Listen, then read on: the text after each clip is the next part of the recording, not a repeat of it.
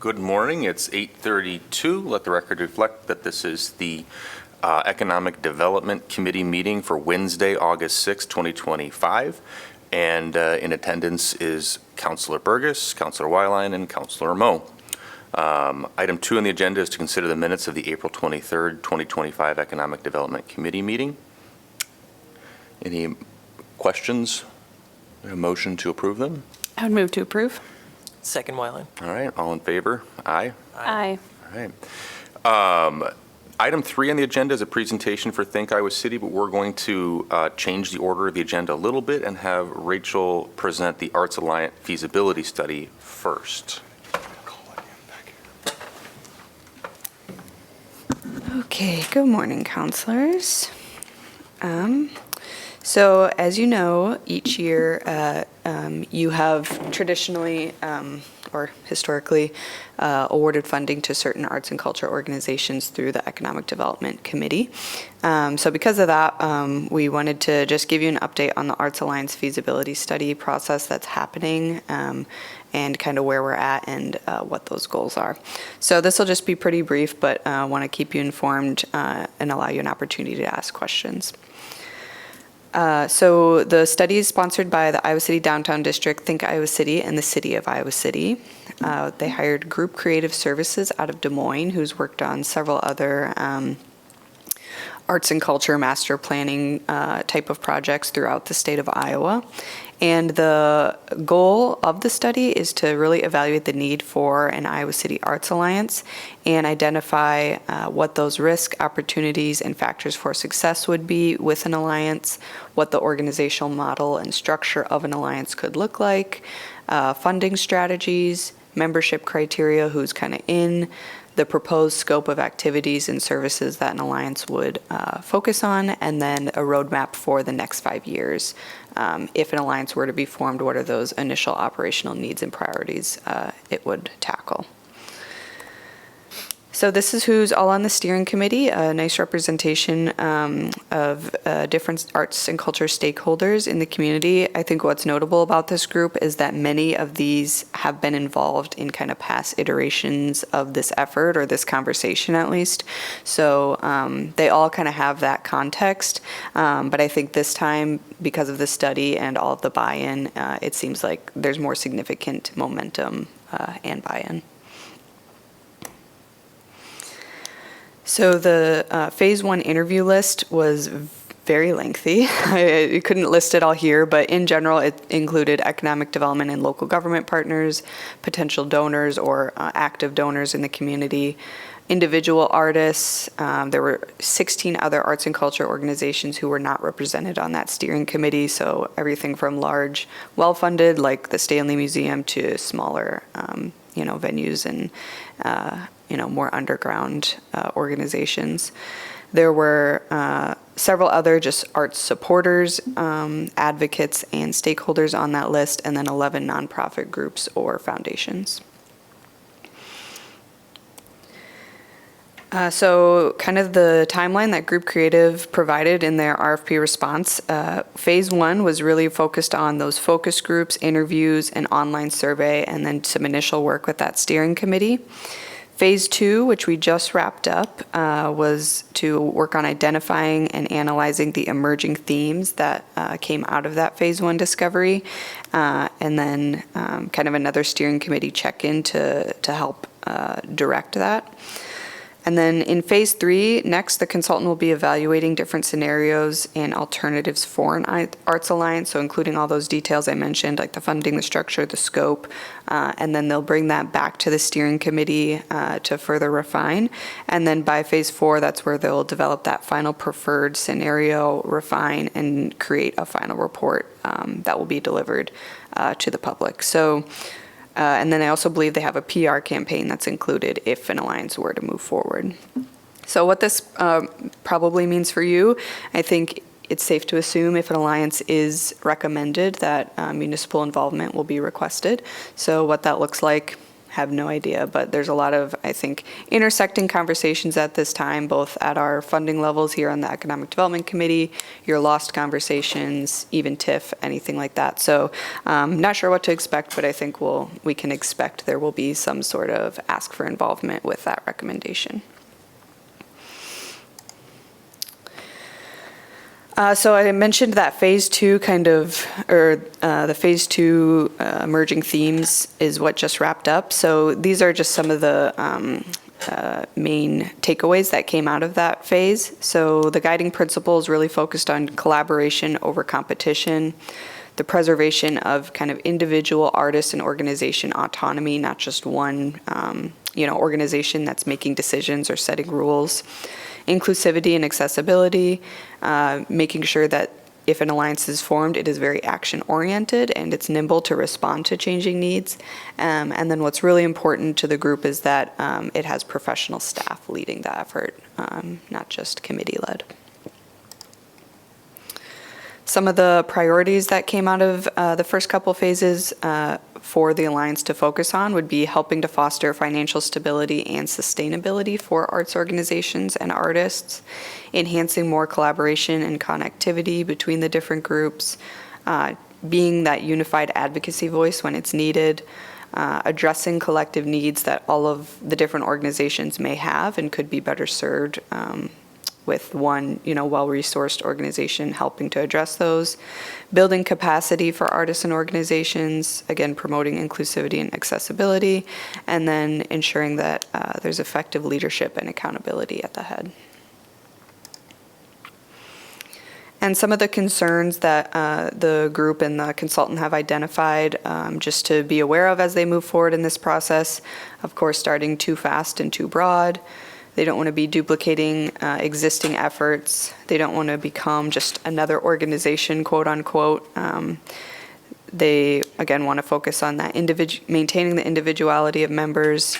The organizations are very concerned about funding cannibalization, and so want to make sure they're being mindful about the different funding streams and each organization's current strategy. Planning paralysis, geographic overreach, that kind of goes along with starting too fast, too broad, I think. Balancing diverse needs and inclusive challenges. The public perception gap between Iowa City has this very rich history and strong history of arts and culture, but maybe is not always seen as an arts community from some sectors. So there may be that gap that could be addressed. And then thinking about arts education and how that leads to audience development. So if someone, the example the consultant gave was if someone starts taking guitar lessons, they may be more interested to branch out to different performances in the community. And that's something the organizations talk a lot about too, is, encouraging their audience to try new things. So again, just wanted to do kind of a short overview so you're kind of aware of what's happening. That's kind of where we're at right now. And so now the consultant will be taking all of that feedback and looking at case studies in other communities and then developing a few scenarios for the steering committee to look at. So that'll happen in the next couple months. And I think by October is when we can expect a final report. And I don't know, we just have to wait and see what those recommendations are. I don't know if that would come to this committee or the full city council. I think it kind of depends on, if and what ask would be in there for the city. Any questions? I can do my best to answer them. I'm not the consultant. No, I actually had, my three questions were, why, the steering committee looks like a wonderful list of partners in Iowa City. I did not see the University of Iowa. Can you talk, okay, I didn't see them on the list that was presented. That's why did I just not read it? There's different university School of Music. departments. Okay. Yeah. School of Music. Jen Knights is the Performing Arts Communications Manager. Okay. Andre Perry. Oh, wow, I'm sorry. There's different departments are represented. Okay.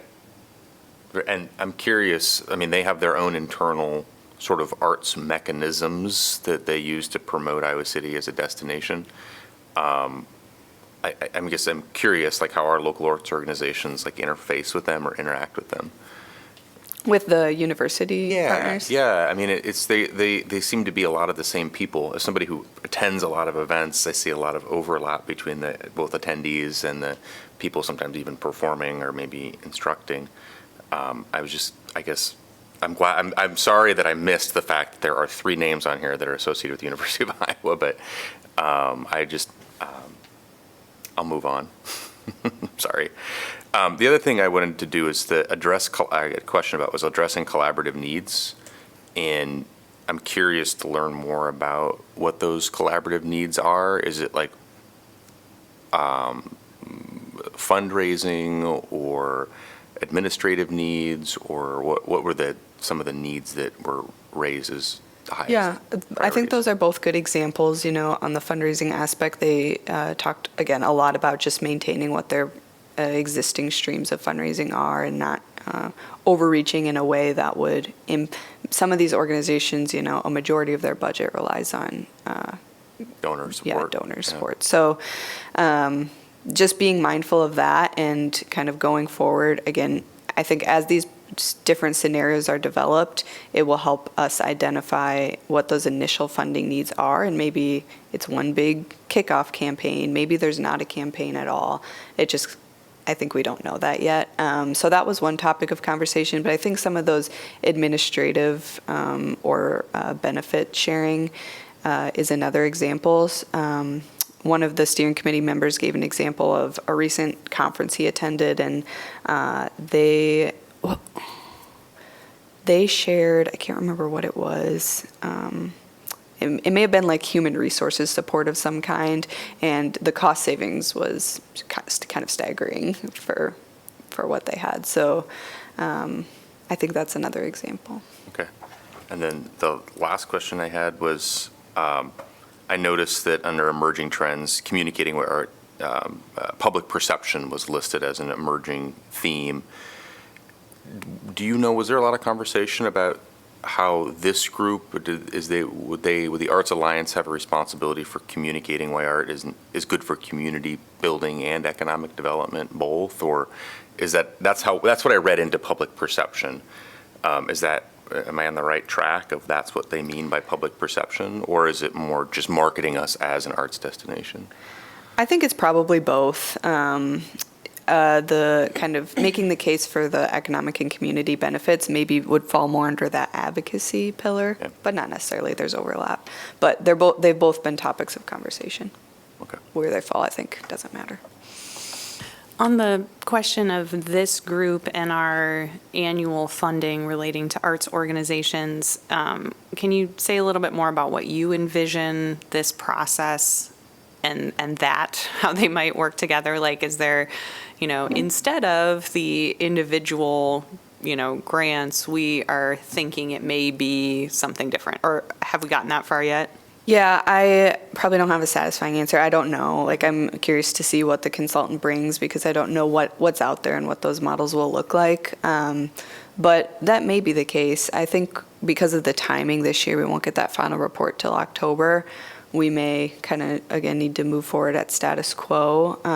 But if something changes, that budget process is long. Maybe our actions change too. But I think it's possible if the arts community says, hey, we want this alliance that represents us to decide how that funding is allocated, then that'll be your decision point.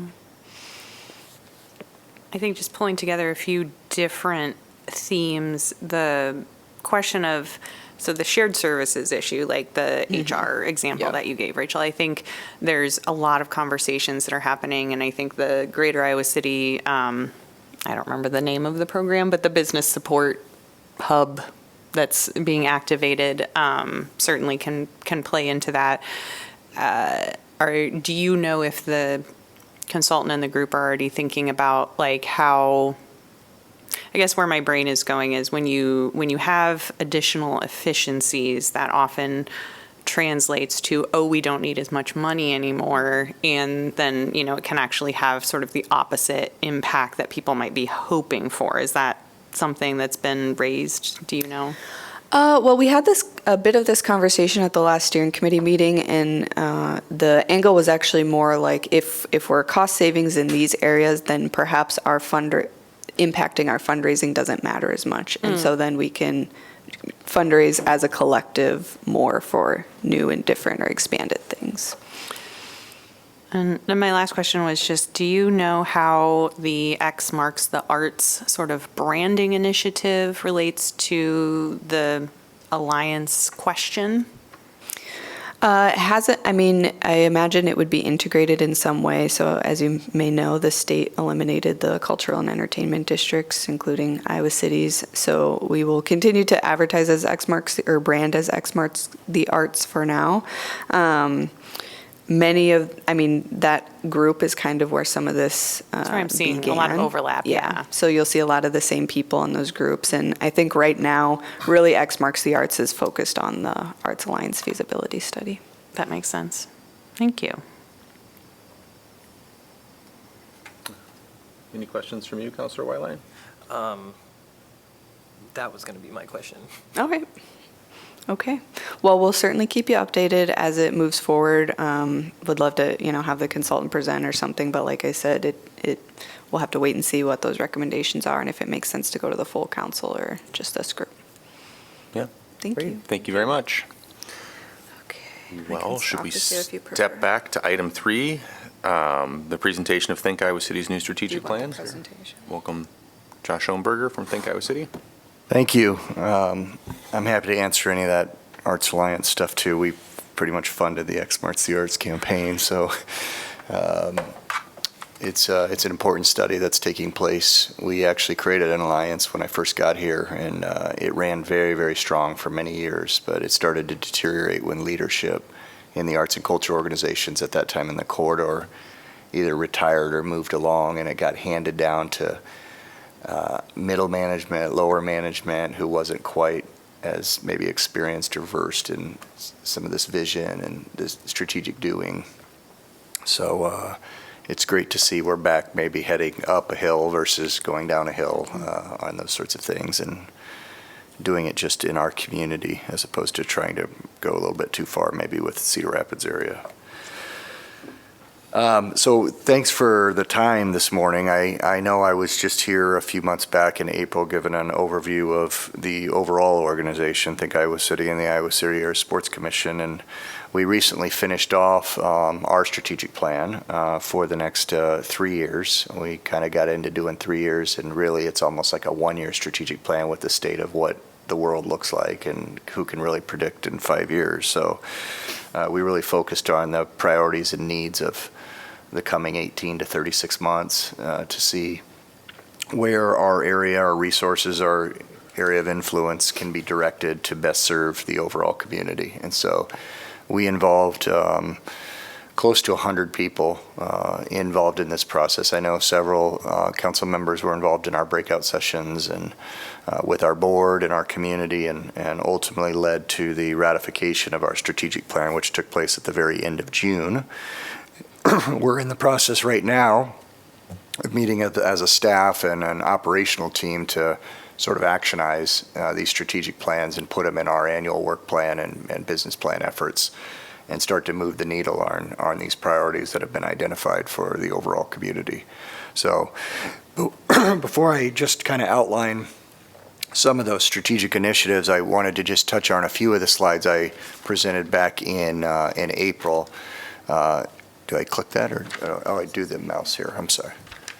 So just as a reminder, we are the Convention and Visitors Bureau, or the acronym we go by these days across the country is DMO, Destination Marketing Organization, for the overall community, Iowa City, Coralville, North Liberty, University Heights, the county, so to speak, even though the county doesn't really fund us.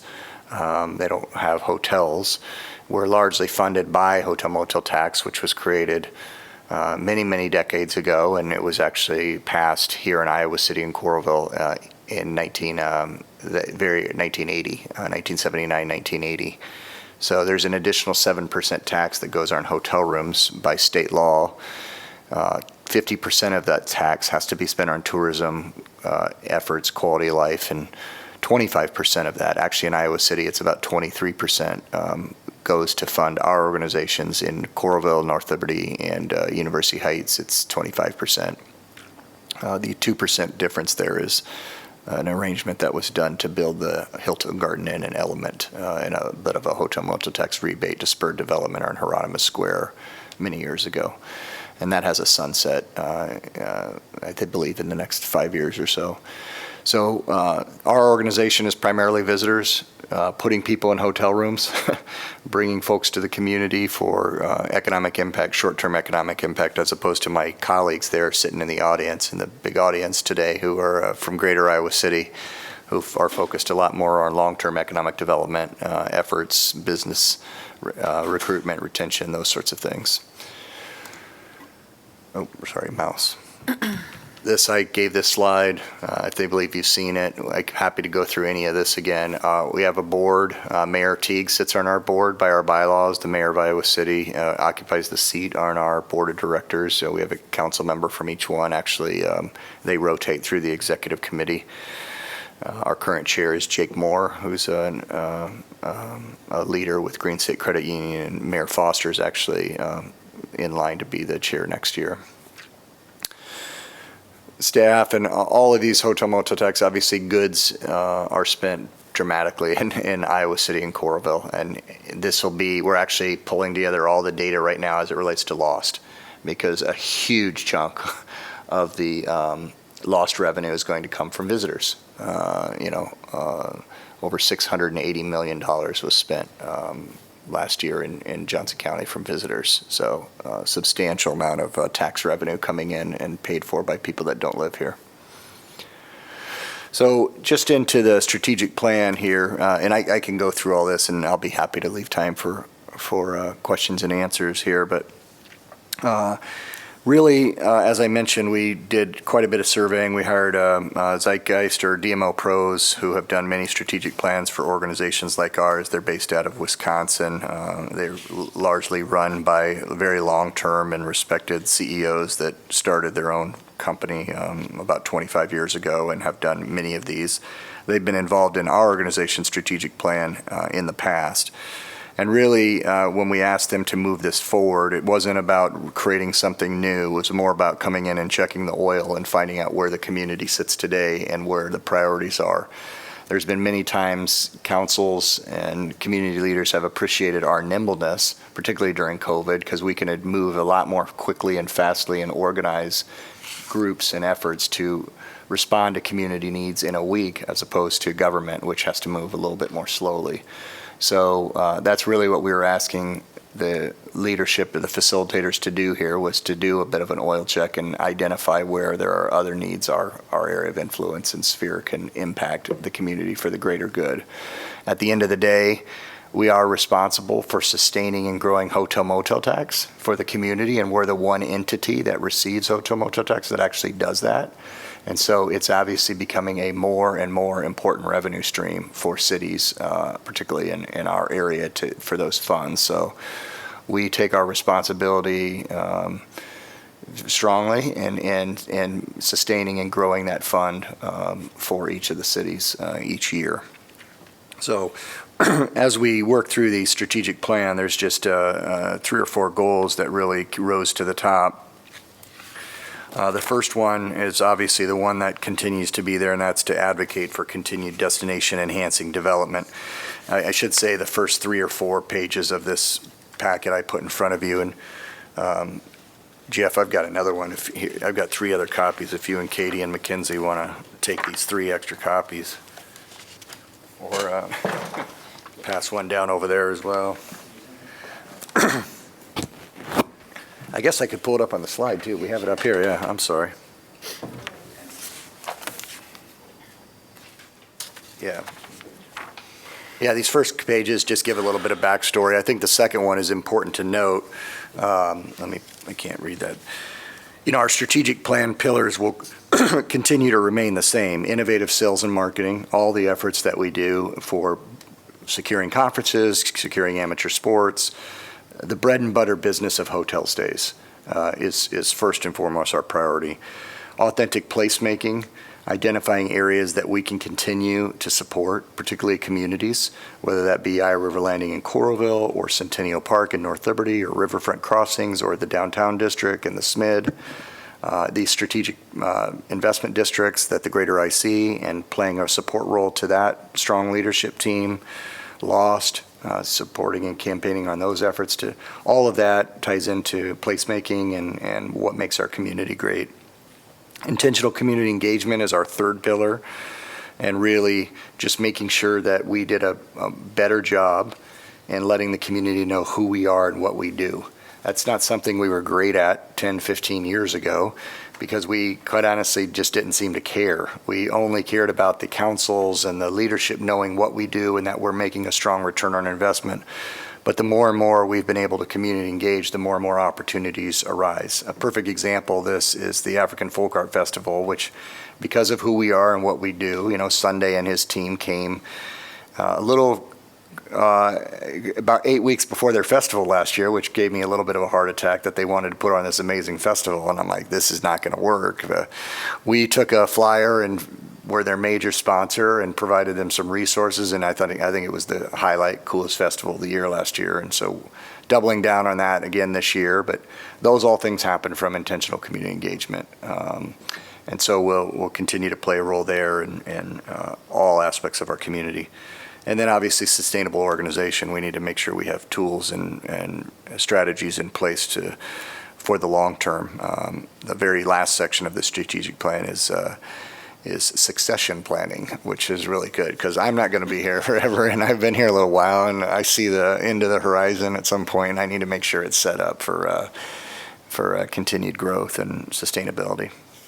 So you can read that at your leisure, all that, and I'll be happy to answer questions. But going back into just the highlight goals there, destination enhancing development, A and B are really tie into sports facilities, which have been tremendous for this community. We're really set up just so well for it from an asset, and really a shift happened probably in the 2016 to 2018 era when we saw the university being a little bit more aggressive in wanting to offer up their sporting facilities for outside groups. That really opened the door for us, in addition to the arena that was being built in Coralville, and provided an opportunity for us to get in and access and use Carver Hawkeye Arena a little bit more, use some of these rec facilities, the Hawkeye Tennis and Rec Facility. Another example is another recent win, and this November will mark the first year that the Girls State Swimming and Diving Championships are downtown. We can use the pool. So all of these things were pointed towards us investing more aggressively and creating a sports commission, which we did. And the return has been substantial. I mean, the number of sporting events that come here on an annual basis, which translate to hotel rooms and visitors and people in restaurants, is absolutely substantial. So continuing to look for opportunities there. There was certainly one thing that rose to the top a few times, and that is, with the continued growth of that hockey team, the Heartlanders, and only one sheet of ice in the mall, there's a strong desire for us to identify opportunities, maybe to somewhere, shape, or form, add a second sheet of ice to this community, because it truly is booked all the time. There's games happening at 10, 11 p.m. at night, much like what happens at the HTRC with baseball games and soccer games that late at night over at the university facility. So identifying where there's opportunities to develop additional and complementary tournament grade facilities, and continue to capitalize on the rich sports heritage. There's a reason why we host 5 girls' state tournaments, and it's because in this community we've obviously demonstrated a strong commitment to support and invest into girls and women's athletics, and we're incredibly proud of that. Prioritize, this one is no surprise too. On page 5, the top objective C is to prioritize opportunities to reclaim the river and riverfront. That rose to the top repeatedly for us in our position as a little bit of a community organization, as opposed to just this city or just Coralville or just North Liberty or Hills. to facilitate collaboration and cooperation amongst the river. And really, we've already begun that work with Katie and Better Together 2030, and we've taken ownership of Pillar 1. We're in the process right now of Nick Pfeiffer and our team is really taking this as the lead and working with the university and encouraging all of the various master plans and community improvement plans from the cities and streamlining that and looking where there's opportunities for us to present ourselves as a single entity and take advantage of those funding mechanisms. So we will continue to do that, be very aggressive on it. We actually changed our bylaws recently to provide some additional resources and support at the board level to bring on some folks specifically for the river, so we can bring people on to really make sure that we're continuing to lead that over the next 3 to 5 years. And continue to support creation of museums of attractions that underscore brand essence. Certainly, we're well aware of the effort that's being done by Brent Stinsky and others to provide a greater magnifying glass to the city's designation of a city of literature. It's obviously a different administration right now and much more challenging to move those sorts of things forward at the university level, but also at a UNESCO national or international level. But we're continued to fully commit to identify ways to strengthen and grow that brand and the opportunities that can come from it, particularly in Iowa City, but the overall community. Goal 2 is to support initiatives to enhance the destination experience. We'll continue to support the development and growth of events and festivals as a magnet to attract visitors to the region, particularly those that authentically align with our brand as a community and the things that we value, our sort of core competencies and core attributes that make us, the envy of many across the region and certainly the state. So we'll identify and really streamline grant opportunities and guidelines for the programs that we have to invest into those festivals and areas that are truly rooted in diversity, equity, inclusion, all of those things. So it's who we are, and we're not intending in any way, shape, or form to change. We think long term we'll be on the right side of history on those things. So. Continue to support the arts and culture community to maximize the region's brand identity. We continue to do a lot of that already. I believe about 20% or so of our marketing dollars go directly to support these efforts. We do a lot with the Iowa City Downtown District. As I mentioned, we funded the X Marks the Arts campaign. We do all of the public art sponsorships for the Downtown District that have happened. We funded those and we'll continue to do those across the region. C really came up a few times, and that is a role we can play in advocating for enhanced transportation options for visitors and residents alike. I know that that's important to several of you, particularly of the council that are sitting here at the table. So continuing to identify where there's opportunities to improve those sort of systems will be a priority for us, whether it be air service or that sort of regional system, and then certainly trails.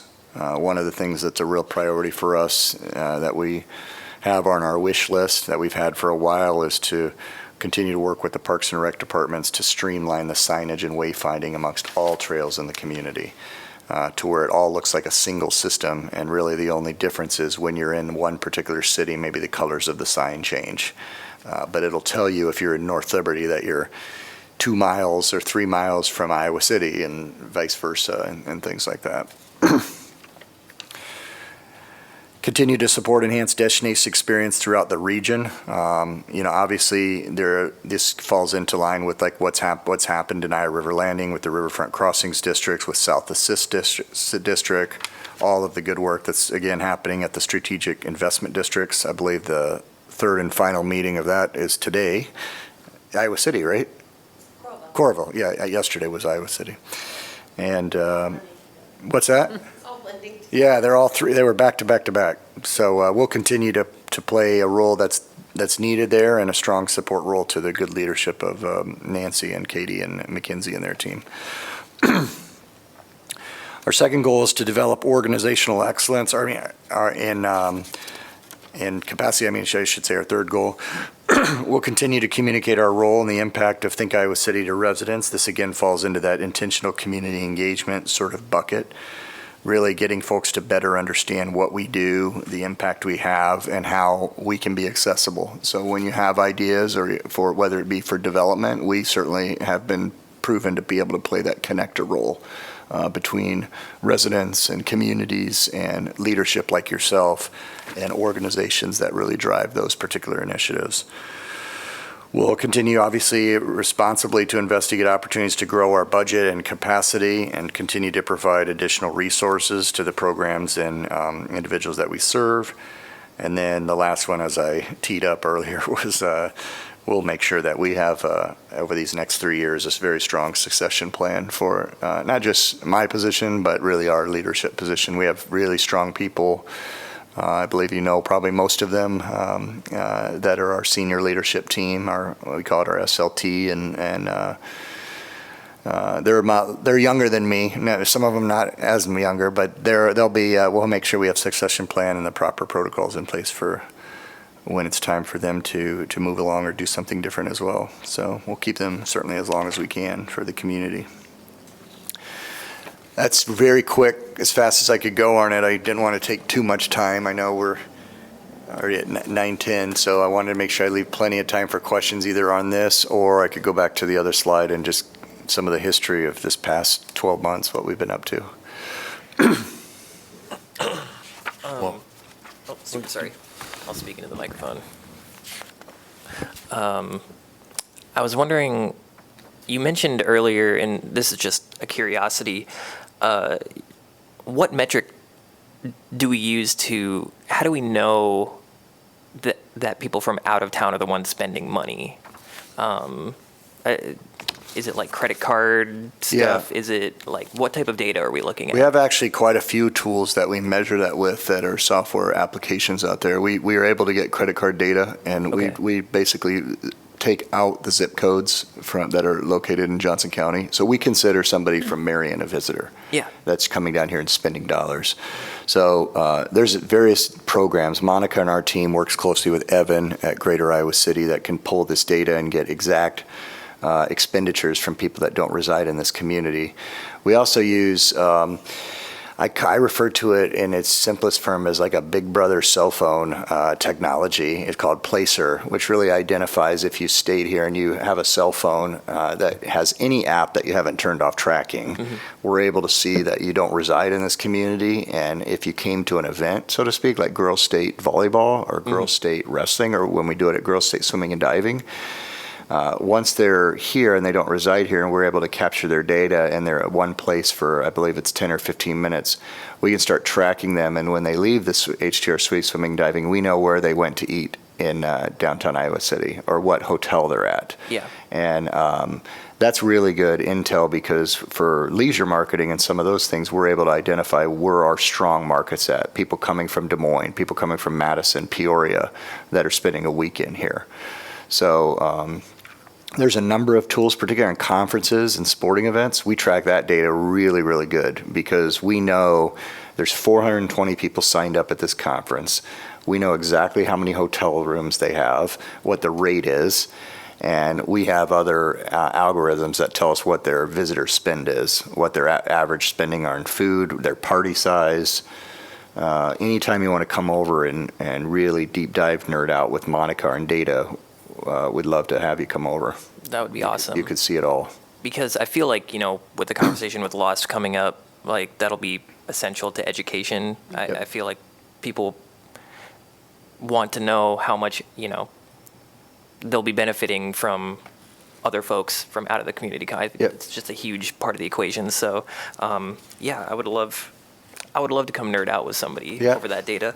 Please. And Kurt, their assistant, is already getting all of that right now from Nick Pfeiffer, so he'll have some really good data. We're trying to bring it down to not just the county, which is really where it ends. We're trying to break it down to the cities, to where just what Iowa City's getting. Coralville is substantial because of the mix over there for sales tax collections. yeah. Trying to break it down so Lost can take, this is what Iowa City's got, Coralville and North Liberty. we'll see if we can get that done. Another question I had was regarding airfare and increasing air Service? service to like CID. We had some discussions previously. I learned a lot when it came to how these deals are made regionally when it comes to bringing new airlines, expanding routes. And one thing that I thought was interesting is that regions are, a lot of the airline companies ask regions to guarantee a minimum level of profit for them. So we end up having to either earmark or put up a certain amount of money in the case that they don't make their profits. So I was just wondering, when it comes to making educated decisions on whether or not these are going to be beneficial for us or be something that we shouldn't touch, that's after I learned that that's something that I've been struggling with, how to make an educated decision on whether or not this is going to be a benefit. Yep. Well, this is an area I'm really strongly versed in. Okay. Because I was on the Airport Commission. I was the first Johnson County resident to sit on the Eastern Iowa Airport Commission for the inaugural 7 years we had a position. And then I handed it off to Steve West, who recently handed it off after his 7 years to Robin Thurm with Civco, who now is the Johnson County liaison to the Eastern Iowa Airport Commission.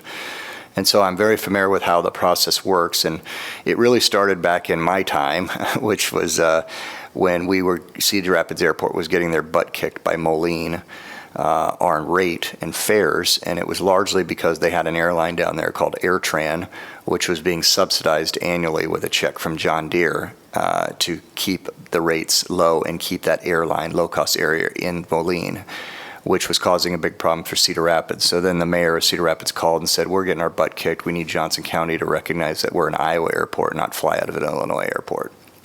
So I joined and we learned about how that worked. And then over the years, there was other opportunities. There was a real strong effort to get a gate in Washington, D.C., but the airlines, they needed to be incentivized, and Eastern Iowa Airport was really particular at that point and serious about maybe even buying a gate, so that way they could have it all the time and then putting an airline in it. That didn't really work out, that sort of strategy. And this recent one, which I'm very familiar with, has an opportunity to open up a very strong market for Eastern Iowa Airport, and they are asking for a guarantee. But the data that goes into identifying whether that guarantee will be used is really, really strong. When I was on the commission, we were looking at DC. They're able to tell from their data how many airline tickets are purchased each day with an ending destination in Reagan or Dulles. And at that point, it was 63 people per day on average were flying to that market from Rockwell Collins and the University of Iowa.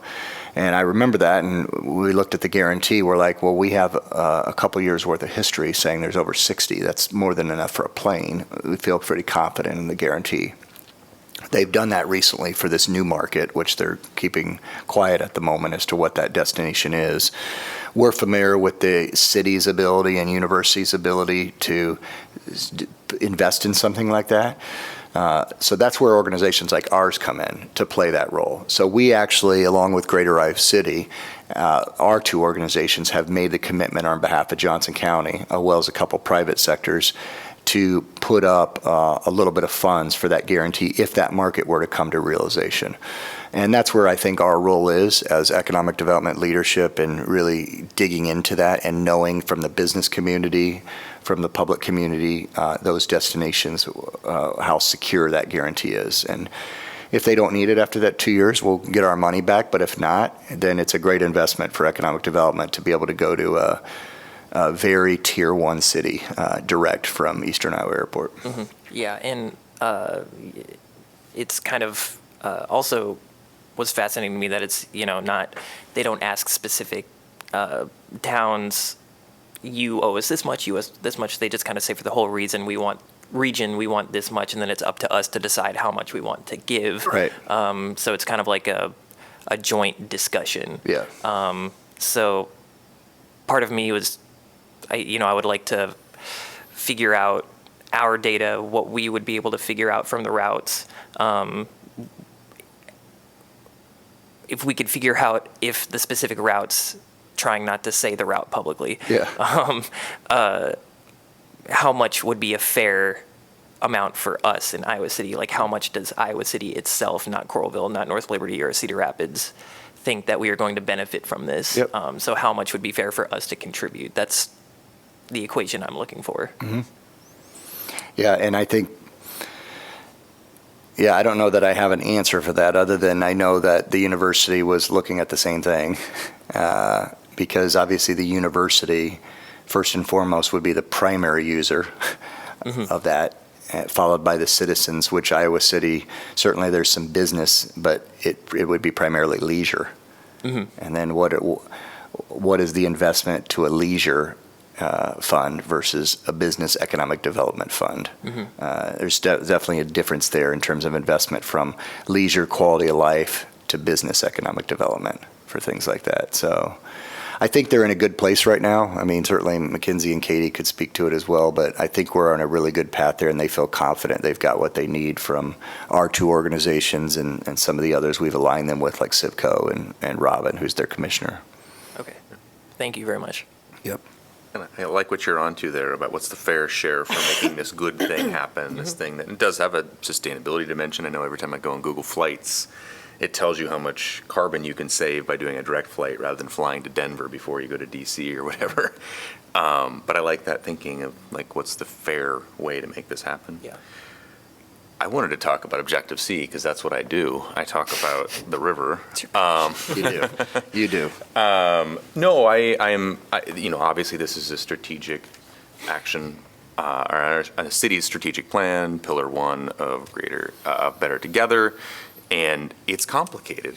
Since I've been on council twice now, we've made substantial investments in things that impact the river, but we don't have a concept of what we want that river to do yet. So, Right. I mean, just last night we said, let's go spend $660,000 on fixing the Iowa River Power Dam. I know we replaced a bridge behind Kelly Auto just a few months before that. And these things are all going to be done well. I have no concerns about them being done well, but they're all going to be onesie, twosie projects. Piecemealed, yeah. Yeah, piecemeal. They're not going to be a connected thought. So I'm anxious to get what everyone agrees is important to a consultant who can put the whole thing together. And I get it. There's a potable water dimension. There's an MPO dimension because it's parks and recs and trails. There's 3 cities and a university, and also we have this really wonderful opportunity with the conservation bond. It seems like they would be the really great entity to maybe wrangle a consultant together. But can you speak to what are the actionable steps at putting together that plan?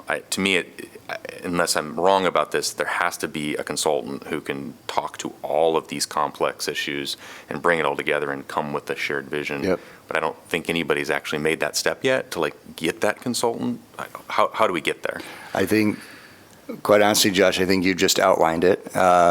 We did a little bit, I would call it a baby step, when we had the opportunity with Destination Iowa, the grant program, which obviously we were blocked out at. We did not achieve that goal, but that was the very first time that something kind of along that path happened, to where we went and hired RDG and we paid for it, and it was $20,000 or $30,000 or whatever we paid.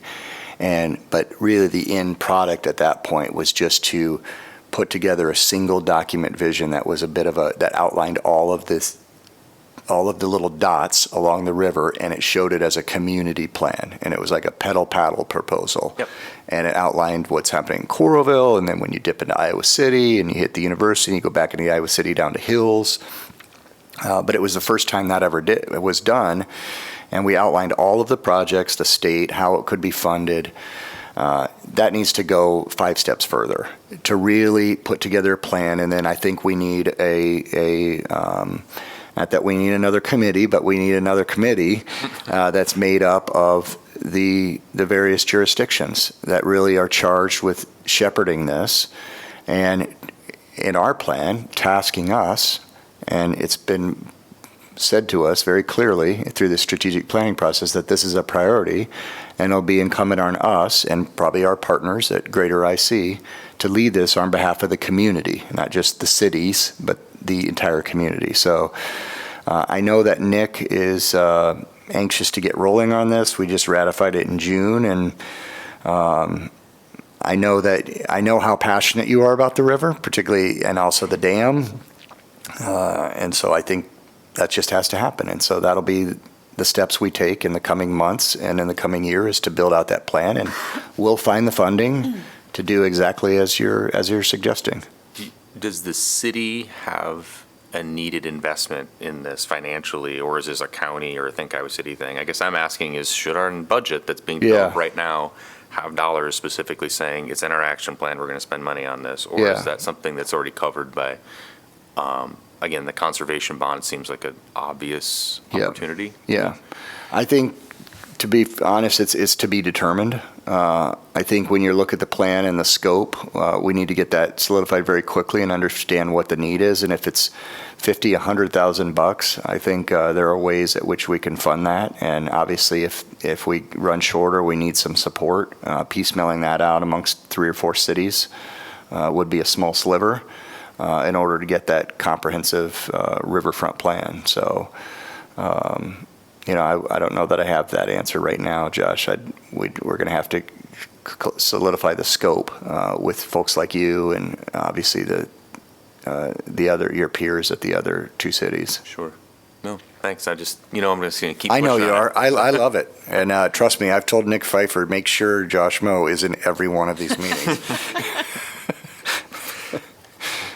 I just want to talk about funding. So the hotel motel tax that's coming in, and thinking about what this committee and the council as a whole may be able to do in assisting with that. I seem to recall, Josh, you and I had a conversation probably a few years ago now of how do we ensure that the hotel motel tax that it's being collected correctly, that it's being, submitted correctly? Is there political pressure that could be helpful around any of that? Can you speak to that a little bit? Yeah, hotel motel tax, again, has been around in this community since 1980. It was passed at 5%, which was the maximum allowable under state law until 1993, at which time the legislature moved the cap to 7%. And it hasn't changed since 1993. So pretty much every community in the state, city, county, is at 7%. There's probably a few that are at 5%, but so that's what it is. Again, state law says it's a little gray, but it says you have to spend 50% of it on tourism efforts, quality of life things. So a lot of cities satisfy that obligation. Iowa City does, Coralville does, North Liberty does. They invest 25% into us to basically sustain and grow that pool. And then the other 25% in all 3 communities really is targeted towards Parks and Rec, which is certainly a great community, quality of life, important need. The trail systems here are second to none, right? So great investment. Same with University Heights, who recently passed not long ago with their 1 hotel, and Tiffin's hoping to do it. The other 50% is up to whatever the council deems appropriate for general fund. And since 1980, when I first got here, I went and looked at the microfiche, which was the way they did it back in the day, and found out on the newspaper articles how it was passed in Iowa City. And it was sold to the community that was going to fund an organization like ours, and it was going to support the police department, public safety efforts. And that hasn't changed. I believe 47.5% is for public safety efforts here in Iowa City that's targeted towards from hotel motel tax revenue. So certainly there's been discussions over the years as to whether or not there's other ways to fund those public safety efforts, and then to take those dollars and direct them into different areas that impact hotel motel and visitors and things like that. And that'll be a discussion I'm sure you'll continue to have over the years as a council. There are other cities that do it. Everybody does it a little bit differently, right? I know City of Cedar Rapids has always been a really good model in my mind in this respect. They have 4 buckets, and they prioritize, the lead organizations that charge it. And then they have an arts and culture bucket. Then they have a like a debt obligation bucket for things that tie into visitors, like what you do at Riverfront Crossings Park, the clamshell, those sort of projects. And I'm not totally for sure what the fourth one is these days. It's been a long time since I've been there, but I think if you looked at statewide, nobody wants to, everybody is against raising taxes, and I understand that, but could the state of Iowa sustain a percentage growth in that? 100%. I mean, if you go to any other state in our peers, you're paying 12%, 12%, and on a hotel motel tax day. So I believe there's definitely could be additional dollars gathered from that. But there's other industries too that in other states don't happen in Iowa. A restaurant tax, car rental tax, those kind of things aren't allowed here, and those are other industries that receive the visitors just as much of a hotel. Hotels will largely say, oh, we don't want to do it, we don't want to pay it, but hotels don't pay it, and that's important to note. It's a pass-through. It's no different than the sales tax, which is required by law. So it's essentially a hotel can make the same argument that if they wanted to dictate where those funds go, they should dictate where sales tax dollars go, because it's simply a pass-through. It's not coming out of their budget or their pro forma. Sorry, were you done with your? I don't know if I answered it, Laura, but I actually it was kind of a different question. That was super helpful. Thank you. I was wondering about operators actually paying in as they are supposed to, and is there some auditing, or is that happening in the way that you think it should? Are there dollars left on the table? Yeah. That, we could be engaging with operators. It was more that. Yeah. I can't say that I believe there's anything nefarious happening with collections, but I've never heard of an audit on some of these things. So I think it's there are certainly times when hotels amongst Iowa City, Coralville, others are late in their payments, and so it gets delayed, or they don't pay for several months, and then it's backfilled. But that's other challenges they're having with state and sales tax collections. Okay. If you look over the past 30 or 40 years, there's definitely been continued sustainable growth when we compare it monthly with the state averages.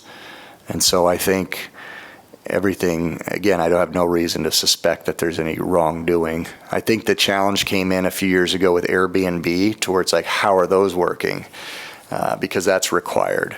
And then Airbnb kind of made it easy and just built it into their own. They took it out of the ownership's hands, and it gets paid by Airbnb, direct corporate, as opposed to these hotels all have the individual ability to submit what their sales and those kind of things. Okay. Thank you. I was just going to ask if you've talked with our local state representatives or our city lobbyist about gauging the temperature on, like you said, no one likes to raise taxes. I would like to raise taxes on the right people. Yeah. But the temperature in which the state house would be okay, we can about cranking up the cap for the hotel tax. Yeah. There is zero interest in that at the State House right now. Okay. It's been talked about. The majority there will not even touch it. It's a non-discussion item. Okay, I figured, I guess maybe I just thought because it would be a hotel motel tax, it might be a little bit different. What are the arguments they make? And I believe there's some legitimacy to it, quite honestly, is they point to us and others, and they say that you're just going to tax rural Iowans who come there for health care. And there are definitely a strong percentage of healthcare hotel room nights in this market that people are staying. That Heartland Inn right there by the Wig and Pin in Iowa City, Coralville, right on the strip there is a strong rural healthcare hotel market. And so they use that and they make that as an argument. And they also, the other argument I've heard is that, it is people that want to come to the big city for a weekend, and it's folks from small rural Iowa that get a hotel room, and you're just taxing Iowans. So It's pretty been a interesting non-starter. how the same party wants to cut Medicaid and destroy rural health care. And then, anyways, I won't go on that. But yeah, I just wanted to, I thought maybe that tax might be a little bit, I don't know, different than property tax, less something that's on everybody's mind all the time. So I thought maybe there would be a wedge in there, but thank you for the context. One of the things we did get the legislature to approve at the 11th hours, truly at like 3:30 in the morning, the night they closed, was a huge win for our community and others, and that is what's called a major events tourism bill. And it set aside $4 million out of the gambling revenue fund for communities like ours to tap into, for the state to play part in bringing major events that bring national and international attention to our community. And a perfect example of this is we are close to finalizing a bid to host the Pan American Championships for wrestling, men's and women's wrestling in our community, which would bring between 31 and 40 South and Latin American countries here for a week to wrestle. But it requires a state investment. Many of these states, our peers, are kicking our butt because they have a fund where they can tap into 20% of the overall operation budget and requirements, and that just passed in Iowa, and we're really close. I'm actually meeting with Director Durham on Tuesday to hopefully finalize the plan for that particular piece of business for a future year, and there are others too that will be made available to Iowa City and Coralville because of this fund, if we use it and do it right with our peers across the state.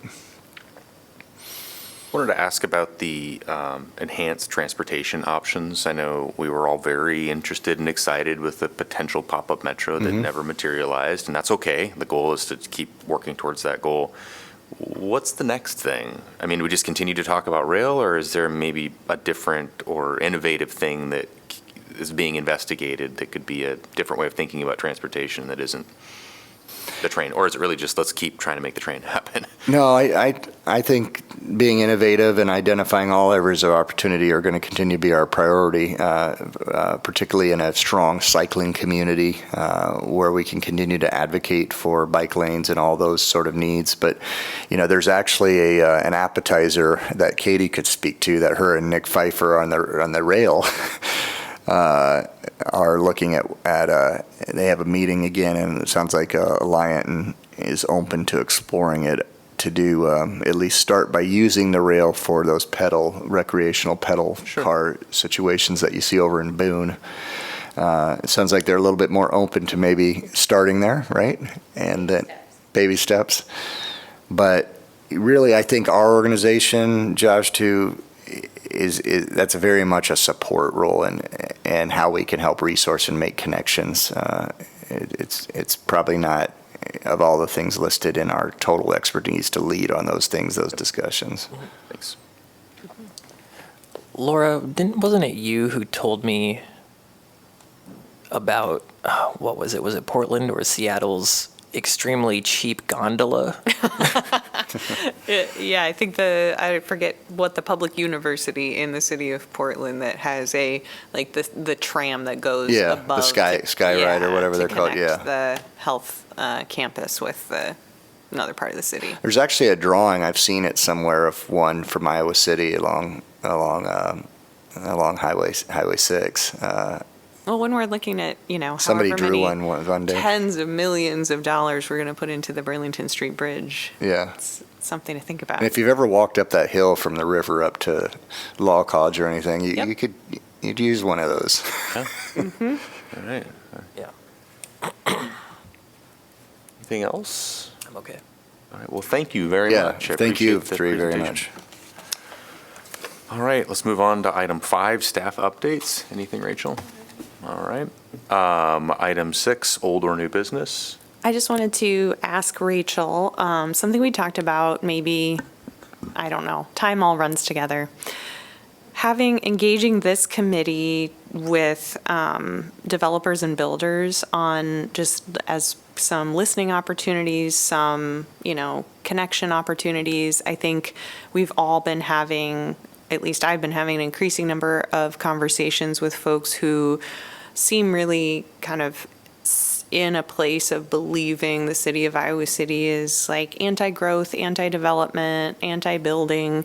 And I think the current city council with our prioritization of affordable housing and the need to really, really, really increase supply, I think there's opportunities for maybe some course correction around that would be helpful for all of us, both us to understand sort of what is coming from that community and what they're seeing on the horizon, how they're making decisions as far as prioritizing where things are happening and what we might be able to do, on the city side. So I just want to kind of renew that issue, plant that seed. That's something that I'm interested in doing through this committee if we can.